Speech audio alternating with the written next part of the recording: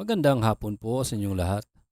Narito na po ang resulta ng Lotto ngayong 5 p.m. draw, July 9, 2026. Para sa mga games na 2D Lotto at 3D Lotto.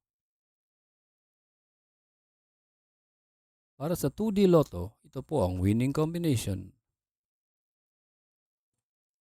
17 and 7 in exact order.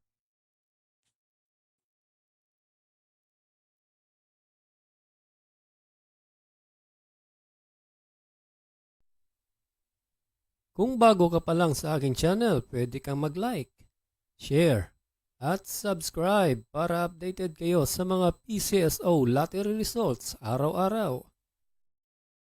Para sa 3D Lotto, ito po ang winning combination: 2, 4, and 4 in exact order.